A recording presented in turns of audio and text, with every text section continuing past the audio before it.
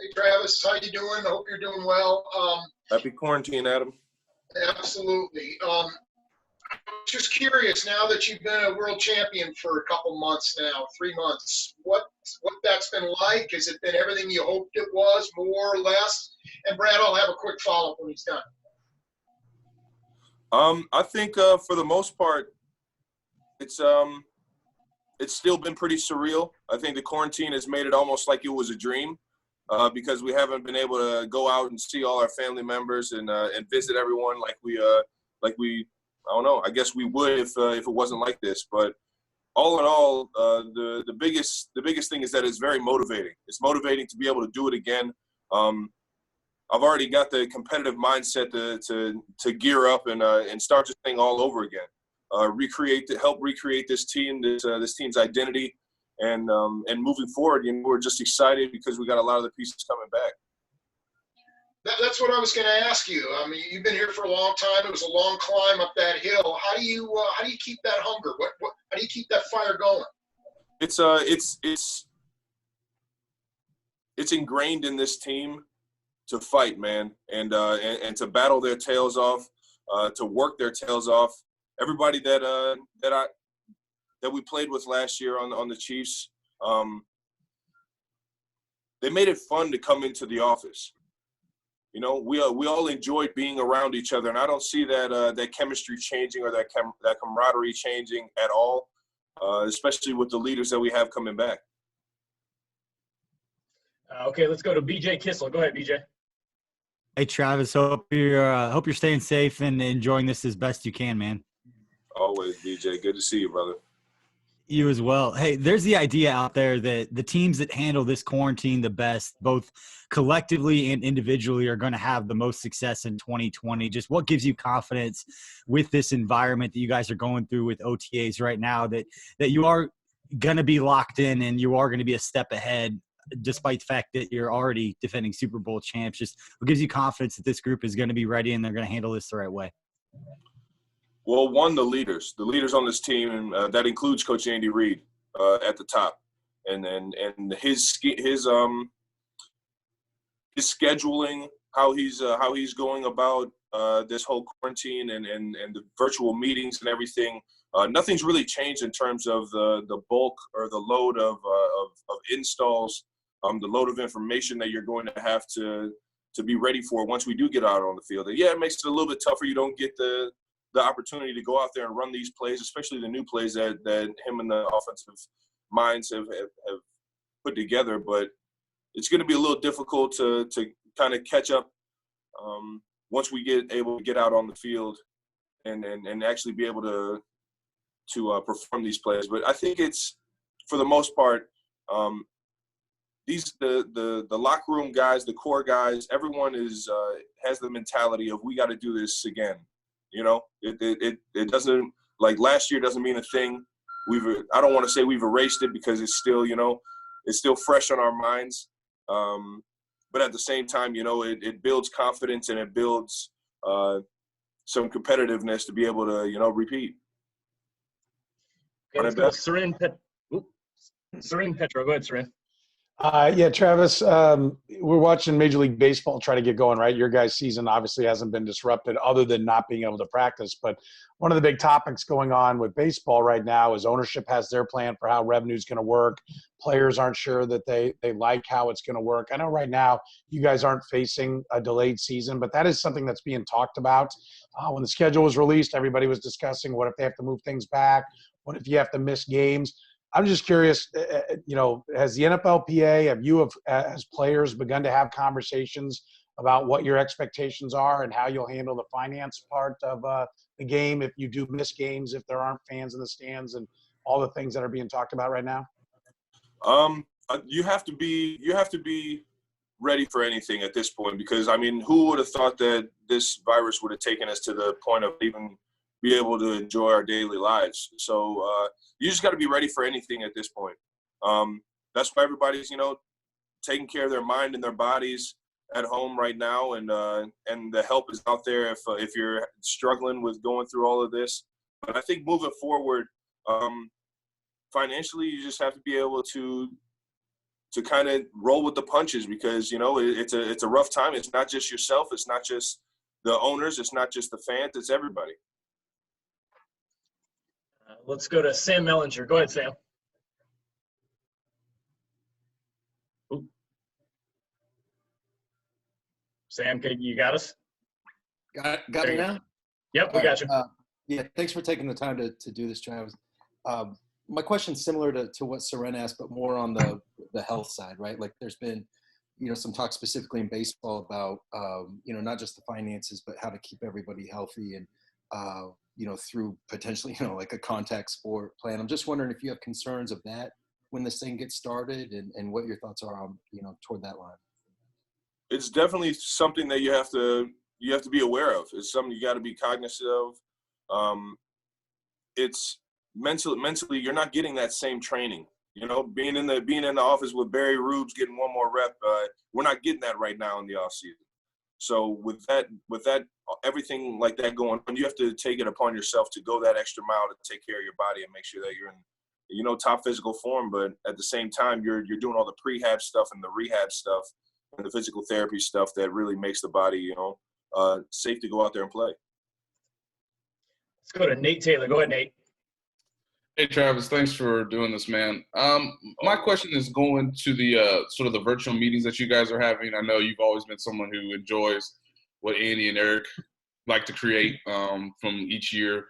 Just in going through those meetings and sort of seeing what the first installs are, just what is your perspective of just having the full coaching staff back and how much that can be a benefit to you guys, even though you can't be on the field? And the second part of that is, because you guys can't be on the field, what do you feel like you guys as teammates are getting the most out of this situation because it's so new to everybody? Yeah, I mean, it's difficult. It's difficult. There's I think right now the coaches are trying to, give everyone respect when they have the floor instead of chiming in when, there's an opportunity to teach. It's hard to just cut somebody off virtually than to come in, chime in and speak your piece when you're in like a regular football office. So it's definitely a different way of learning. It's a different way of teaching that guys are just kind of having to roll with the punches and deal with.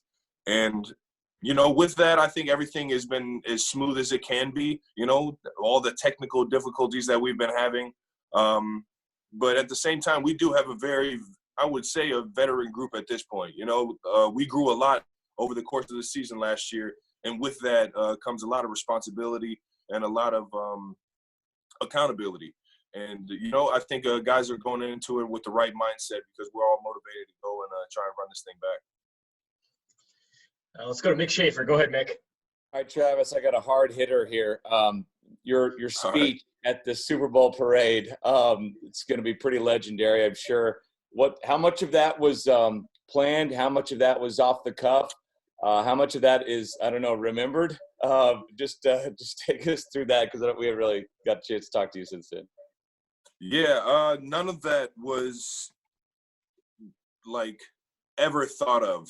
So I just went up there blind. I asked my brother, I was like, did you have some of that stuff thought out? He was like, I knew I was going to talk about my teammates and give them praise and bring to light that everybody was hating on us.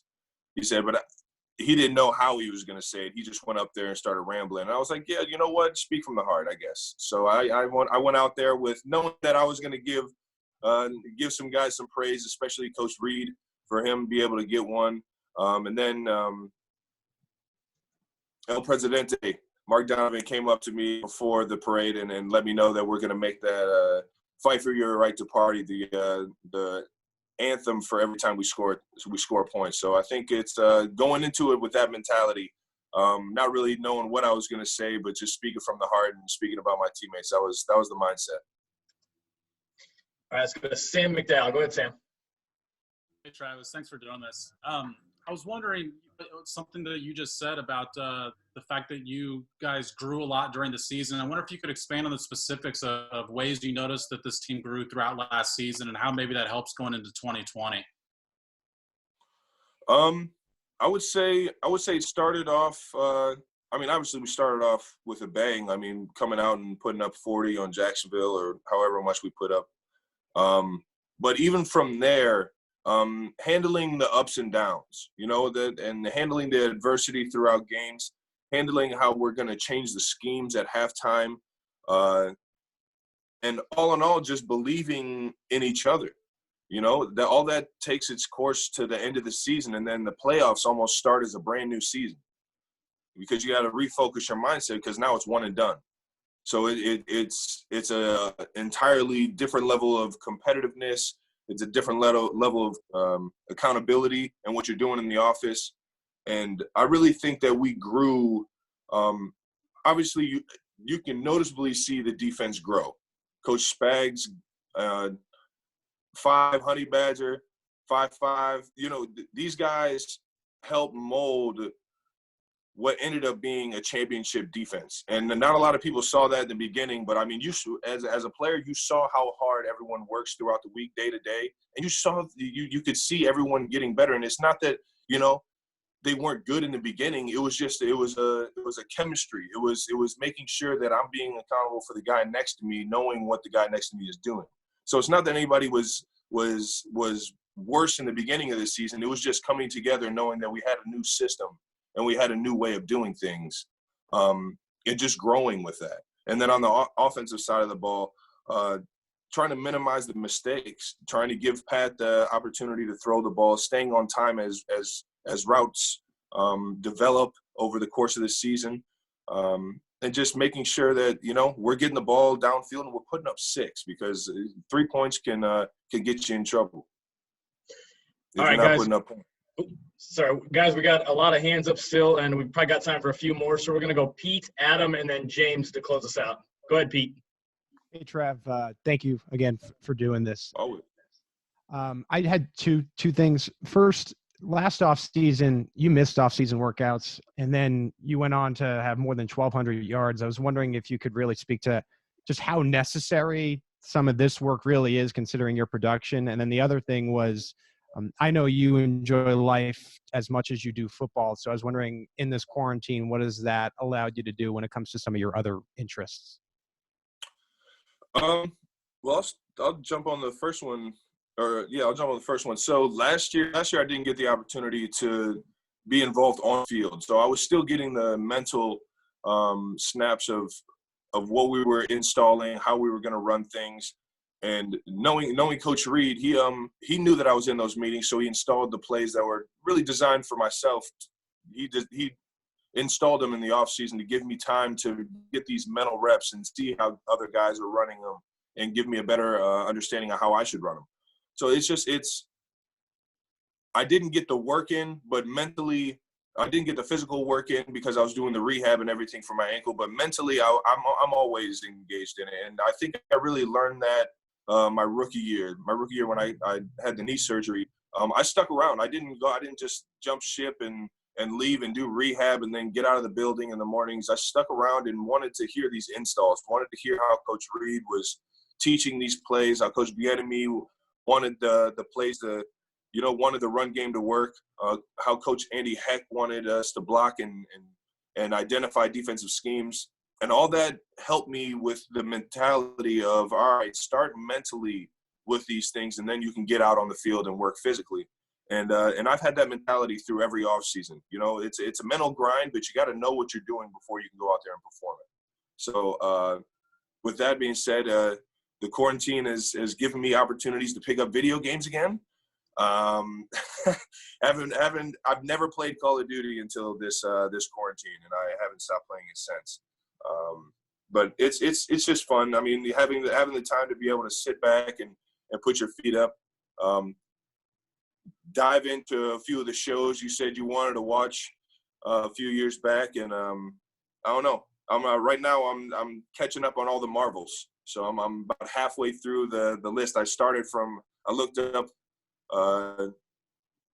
on Google where I should start and where I should finish on the Avengers and the Marvels and everything, and I'm about halfway through. So I think me and the lady are going to finish that, and that's going to be our quarantine binge. Okay, go ahead, Adam.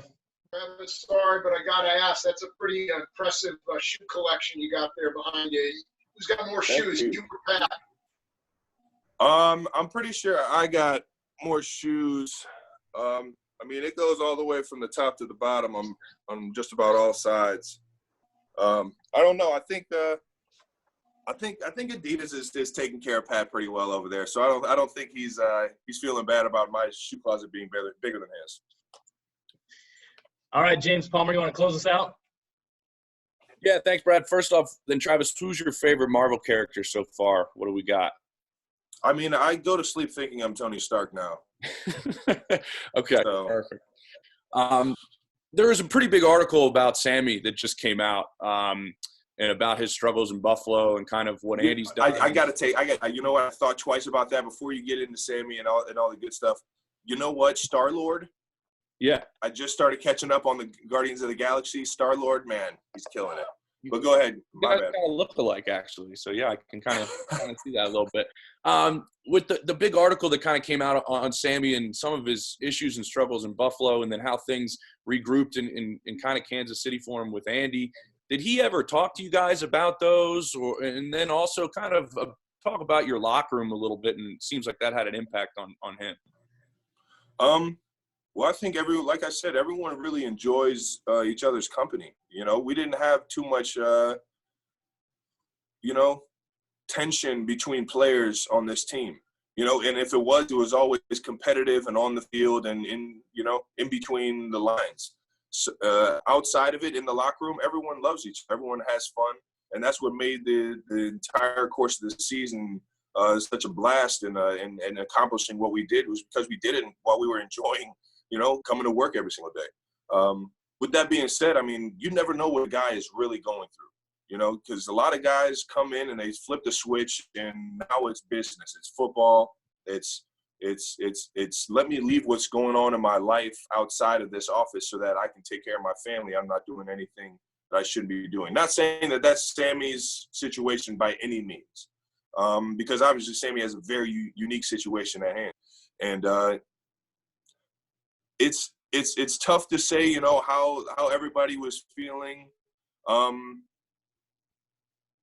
throughout the ups and downs of last year to this year. And I'm just happy that Sammy feels comfortable enough to be able to give his perspective on a big platform, knowing how, I don't want to say how quiet the guy is, but he's not very, vocal in terms of how he's feeling or what he's doing. It's just who he is, and it's all love. But I'm glad that he feels comfortable enough to be able to release something that's been on his mind for what seems like a few years now. Travis, we appreciate you joining us, man. Thanks for the time. Hopefully we can see you soon. Always, guys. Thanks for taking the time. Have a good one. All right, guys.